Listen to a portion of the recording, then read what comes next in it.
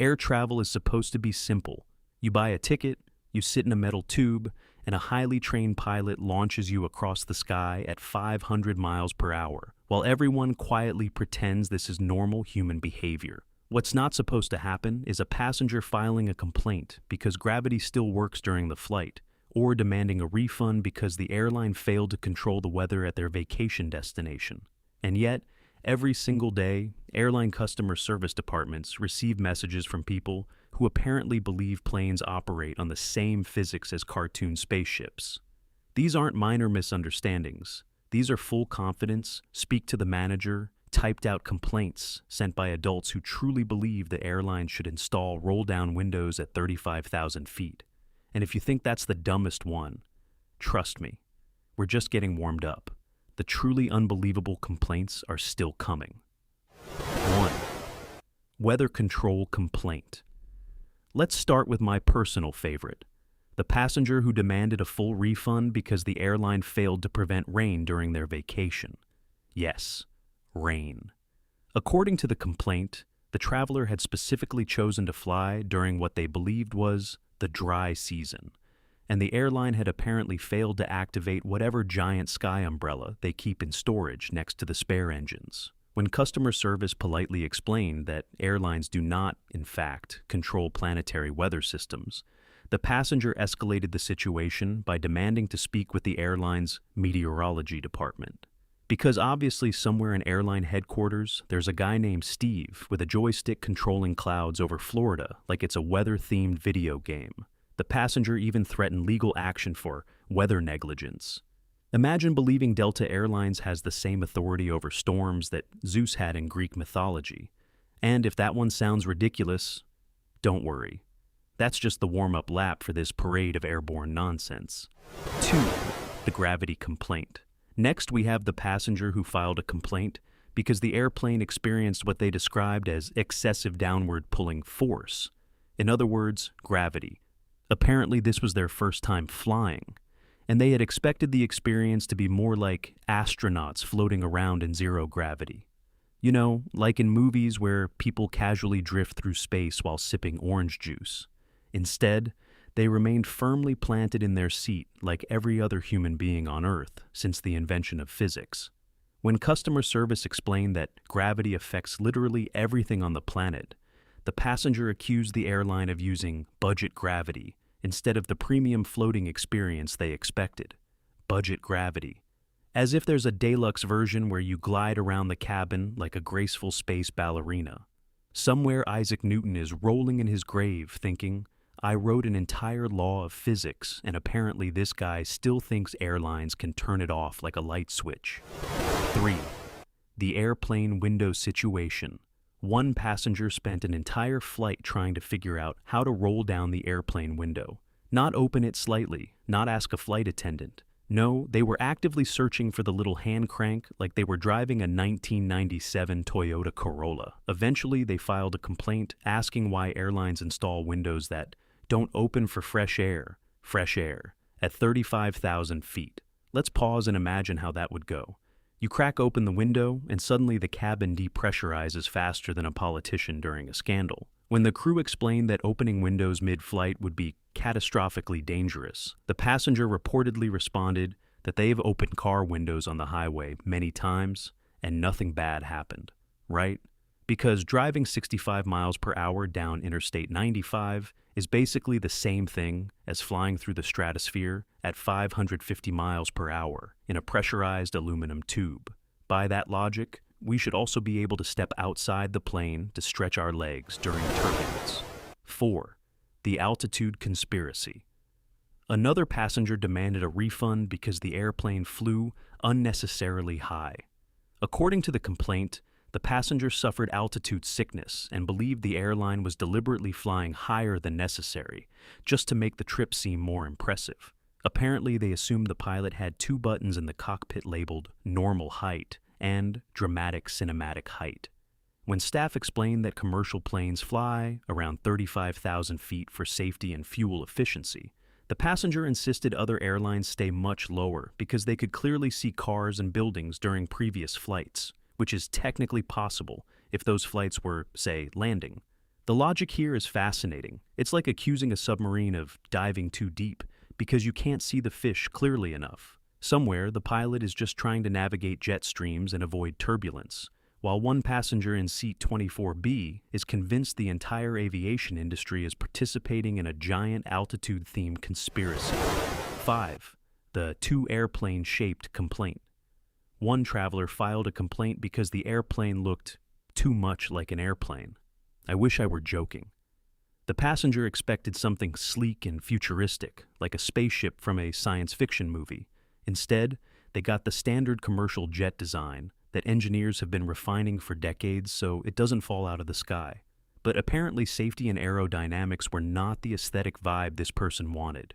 They described the aircraft as old-fashioned and boring, and suggested airlines upgrade to cooler-looking planes if they really cared about customer experience. Right? Because when I board a plane, my top priority is whether it resembles the Millennium Falcon, not whether the wings stay attached during takeoff. The sheer confidence of this complaint is impressive. Imagine criticizing a perfectly functional airplane the way someone critiques furniture on HGTV. Yes, the engines are efficient and reliable, but have we considered giving it more of a spacey vibe? 6. Engine noise is too engine-like. Some passengers complain about turbulence, others complain about delays, but one traveler complained that the engine sounded too much like airplane engines. Apparently, the noise made it difficult for them to pretend they weren't flying. That's right. Their entire strategy for coping with a fear of flying was pretending they were not on an aircraft, while sitting inside an aircraft, traveling at 500 miles per hour through the sky. When customer service explained that jet engines are naturally loud because they are, in fact, giant machines that push thousands of pounds of thrust, the passenger suggested installing mufflers like cars have. A muffler on a jet engine. I love the optimism here. Somewhere a team of aerospace engineers with PhDs is carefully calculating airflow dynamics, while this guy is sitting in seat 18C going, have they tried the AutoZone solution? 7. The fuel smell crisis. Another passenger filed a complaint about the smell of jet fuel near the airplane. The issue wasn't safety. The issue was the smell itself. They demanded to know why airlines use such smelly fuel instead of something more pleasant. The complaint suggested airlines could simply switch to odorless fuel like cars use, which is a fascinating misunderstanding of both chemistry and reality. Jet fuel isn't a scented candle. It's a specialized fuel designed to keep a massive aircraft airborne for hours. But apparently this passenger expected something with a subtle lavender finish. When told the smell was normal during fueling operations, they proposed adding air fresheners to the fuel mixture. Yes, because nothing improves aviation safety quite like dumping a gallon of pine-scented Febreze into the engine system. I'm sure Boeing engineers will get right on 8. Turbulence means the pilot can't drive. One passenger described turbulence as the airplane not knowing how to drive properly. According to their complaint, skilled pilots should simply avoid air bumps the same way good drivers avoid potholes. That's right. In this person's mind, turbulence is basically the sky equivalent of bad road maintenance. The pilot just needs to steer around it. When staff explained that turbulence is caused by atmospheric conditions that cannot always be avoided, the passenger compared it to being in a car with a good driver who never hits bumps, which is impressive because apparently this person has discovered the only driver on Earth who has never encountered a pothole, speed bump, gravel road, or basic reality. Pilots can predict turbulence, minimize it, and navigate around major storms. But controlling the atmosphere itself, that's apparently still outside the job description. 9. The time zone theft accusation. A passenger flying from New York to Los Angeles filed a complaint claiming the airline had stolen 3 hours of their life. The evidence? Time zones. The passenger insisted the airline should compensate them for the missing time. When customer service attempted to explain how time zones work, the passenger doubled down and accused the airline of choosing inefficient routes that cause passengers to lose time unnecessarily. This is my favorite type of complaint, the one where the entire planet's rotation becomes the airline's fault. By this logic, if you fly east and gain time, the airline should charge you extra because they just extended your lifespan by 3 hours. Airlines now apparently control not only weather and gravity, but also the rotation of Earth itself. If that's true, I have a request. Could we maybe slow Mondays down a little? 10. Backward seating demand. One passenger demanded a seat that faced backwards so they could watch where the plane had already been. They insisted that trains offer forward and backward seating options, so airplanes should do the same. The airline tried to explain that aircraft seats face forward for safety reasons, especially during takeoff and landing, but the passenger remained unconvinced. Apparently, they were deeply invested in the idea of watching the clouds they had already passed. Imagine sitting on a plane traveling 500 miles per hour and deciding your main concern is the scenic view of the sky behind you. I admire the dedication, but if the aviation industry redesigned seating just to accommodate this request, we'd have 200 passengers staring at each other for 5 hours, like the world's most awkward dinner party. And honestly, turbulence would make that situation even weirder. 11. Airplane food. Temperature conspiracy. Airplane food already has a reputation for being mediocre, but one passenger complained that their meal was served at airplane temperature instead of normal temperature. That was the official wording. The passenger believed airlines deliberately serve food at strange temperatures as part of some mysterious cost-saving strategy. When the airline explained that meals are heated to standard serving temperatures, the passenger insisted the ovens must be defective because the food didn't feel like restaurant food. Of course it didn't. You're eating lasagna that was reheated inside a flying kitchen roughly the size of a closet. It's a miracle the food exists at all. Meanwhile, flight attendants are juggling trays, turbulence, and a tiny oven, while someone in seat 22A is conducting a full-scale thermodynamic investigation into the pasta. 12. The air is too thin. Inside the cabin. Another passenger complained that the air inside the cabin felt too thin and demanded compensation for the discomfort. This is fascinating because commercial airplanes are pressurized specifically so people can breathe comfortably while cruising at extremely high altitudes. Without that pressurization, passengers would lose consciousness in minutes. When the airline explained this, the passenger insisted the cabin should be pressurized to sea level conditions at all times, which sounds reasonable until you realize that maintaining sea level pressure inside a plane at 35,000 feet would require turning the aircraft into something resembling a flying submarine. Engineers have already optimized cabin pressure to balance safety, comfort, and structural integrity. But sure, let's redesign the entire aviation industry because one person felt mildly stuffy. 13. The sunlight complaint. One traveler complained that sunlight was entering through the airplane windows and interfering with their nap. They demanded that airlines install better curtains to block the sun entirely, which is an interesting suggestion considering the window shades already exist and can be pulled down by the passenger themselves. But apparently that solution was too complicated. Instead, they wanted the airline to redesign the entire window system to eliminate sunlight during daytime flights. Because clearly, the sun is the airline's responsibility. At this point, we're only a few complaints away from someone asking airlines to reschedule the sunrise so their flight arrives at a more convenient lighting situation. 14. The wing placement complaint. A passenger once complained that their seat was located next to the wing, which blocked their view of the ground.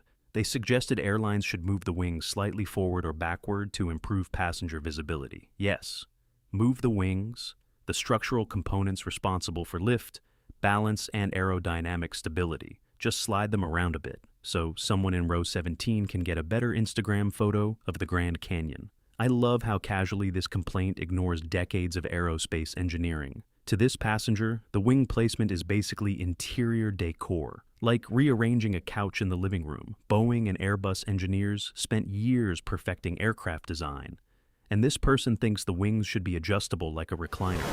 15.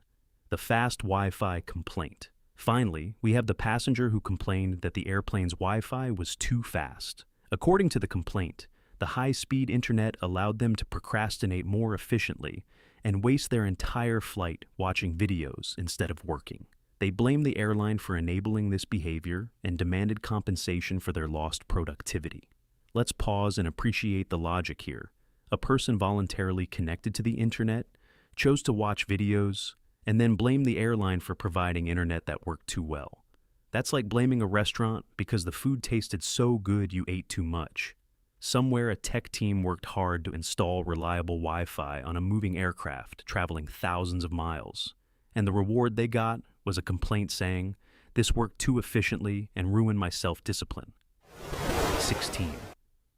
I once read a complaint from a passenger who was furious that the airplane bathroom was too small, not slightly cramped, not a little uncomfortable.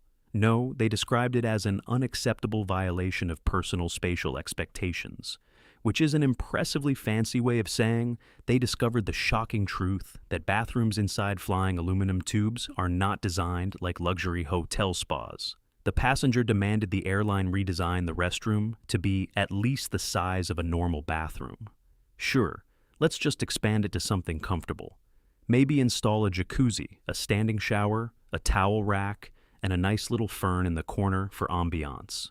The only minor problem is that airplanes operate on this tiny engineering concept called space. Every inch is carefully planned so the aircraft can carry hundreds of people without turning into a floating brick. But apparently someone expected the bathroom experience of a Hilton while cruising 7 miles above Kansas. 17.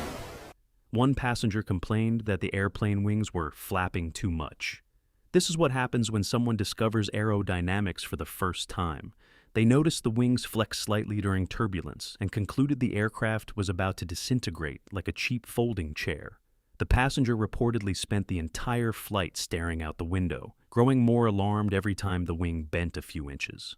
What they didn't realize is that wings are literally designed to flex.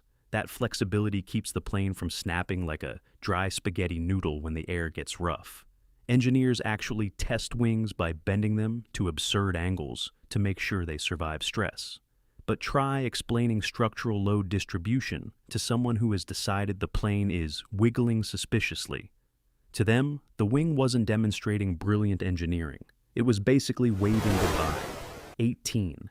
A passenger once complained that the clouds outside the window were blocking the view. I want to pause here and appreciate the ambition of that complaint. Clouds in the sky during a flight.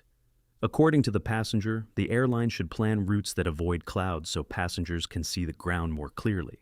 I imagine the pilot receiving this request mid-flight. Ladies and gentlemen, we'll be making a slight detour around that inconvenient cloud system because someone in seat 19A would prefer a better view of Iowa. The sky contains clouds the same way the ocean contains water. They're kind of part of the whole concept.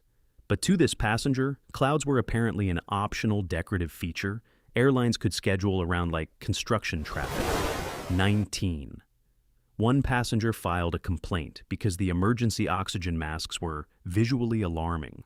They argued the masks should be hidden better because seeing them made them nervous. Now, this is fascinating logic. The equipment designed to keep you alive during an emergency is upsetting. Therefore, it should be concealed like a shameful family secret. By that logic, hospitals should hide defibrillators because they remind people of heart attacks. Fire extinguishers should be disguised as decorative vases because the sight of safety equipment might ruin the mood. The passenger even suggested airlines redesign the masks so they look friendlier. Sure, maybe give them googly eyes and a cheerful smile so when the cabin loses pressure, everyone can calmly say, "Oh look, the happy oxygen puppets are here to help." 20. Another traveler complained that the safety demonstration was too repetitive because they had already heard it on previous flights. They suggested airlines create different versions to keep frequent flyers entertained. Imagine the flight attendant standing there thinking, "Yes, we apologize for repeating instructions that prevent hundreds of people from dying in a crash." Apparently, the passenger expected something more, like a Netflix series with fresh plot twists every episode. Maybe a musical version of the seatbelt instructions. Perhaps a dramatic monologue about flotation devices. Safety briefings exist because in an emergency, people forget basic things like how to buckle a belt or find an exit. But sure, let's remix it with choreography so the frequent flyers don't get bored. 21. One passenger demanded compensation because the airplane landed too hard. Not dangerously hard, not actually unsafe, just harder than their expectations for a graceful sky ballet. They compared the landing to a car hitting a speed bump. This complaint reveals a beautiful misunderstanding of physics. Airplanes weigh tens of thousands of pounds and are descending from thousands of feet in the air. The goal of landing is not elegance, it's controlled impact. Pilots actually aim for firm landings under certain conditions because it ensures the wheels grip the runway properly. But to this passenger, every landing should feel like a feather drifting onto a pillow. If pilots actually attempted that level of softness in bad weather, the plane might glide halfway into the parking lot. 22. Someone once complained that the seatbelt sign turned on too frequently. They described it as unnecessary micromanagement of passenger behavior. Imagine being annoyed that the professional flying the aircraft wants people to sit down during turbulence. The passenger suggested passengers should decide for themselves when it's safe to walk around. Yes, because nothing improves safety like crowdsourcing aviation decisions among 180 strangers eating pretzels. I personally feel like standing during this thunderstorm, so I will. The seatbelt sign exists because sudden turbulence can throw people into the ceiling like popcorn in a microwave. But sure, let's treat it like a polite suggestion, rather than the airline equivalent of, maybe don't launch yourself head first into the overhead bins. 23. One traveler complained that their flight attendant smiled too much. According to the complaint, the excessive friendliness felt unprofessional. Now that is a bold take.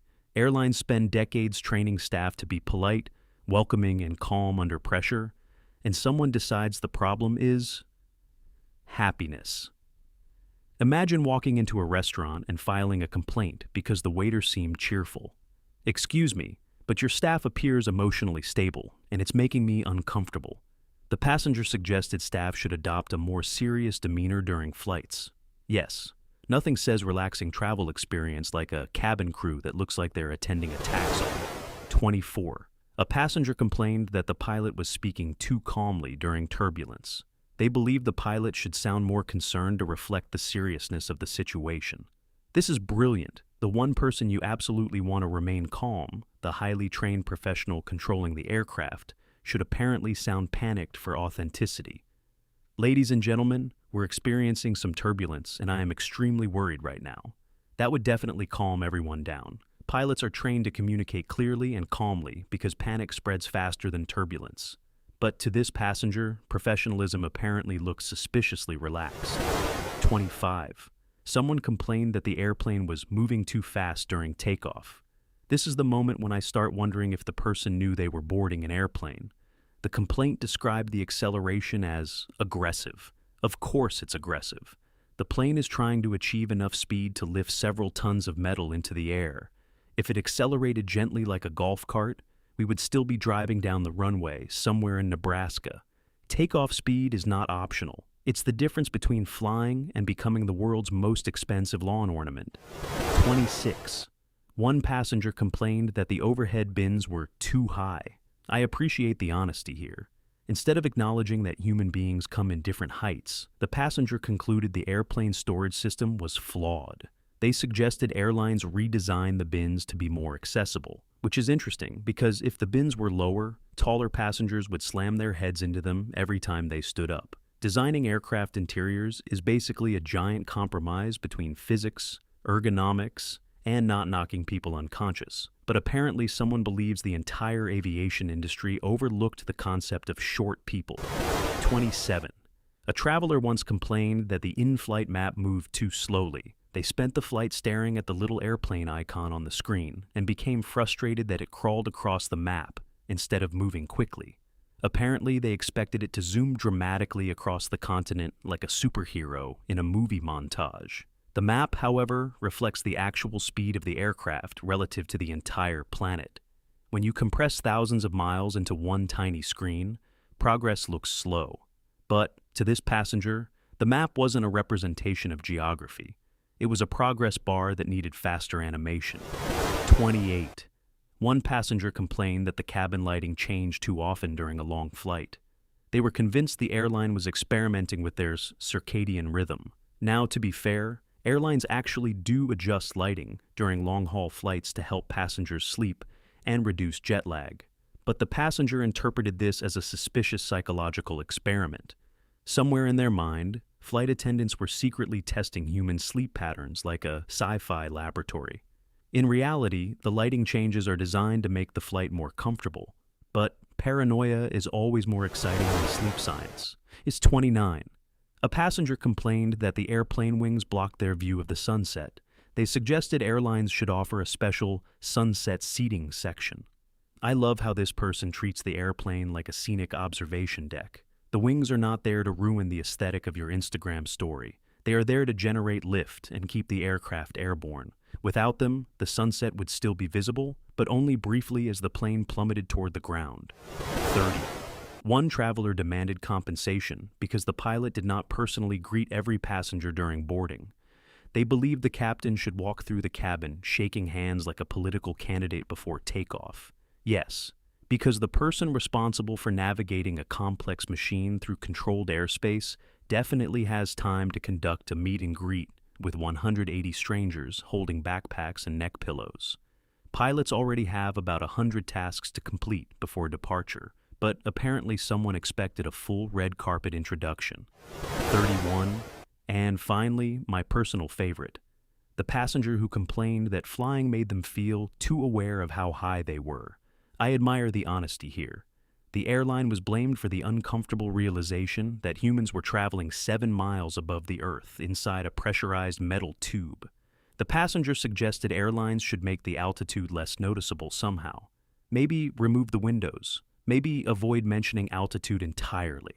Yes, let's just pretend we're driving down the street while cruising at 500 miles per hour above the clouds. Denial, apparently, is the preferred in-flight entertainment. And there you have it. Dozens of fully grown adults confidently filing complaints about things like physics, weather, basic engineering, and the inconvenient reality that airplanes are, in fact, airplanes.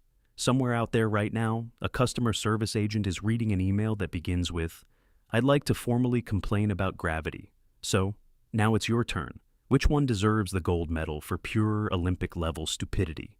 Drop your vote in the comments, or tell me the dumbest complaint you've ever heard in real life, because I guarantee the internet hasn't reached the bottom of this barrel yet. And if this list made you laugh, shake your head, or briefly lose faith in humanity, go ahead and hit like, subscribe, and stick around. Because trust me, the stupidity only gets better from here.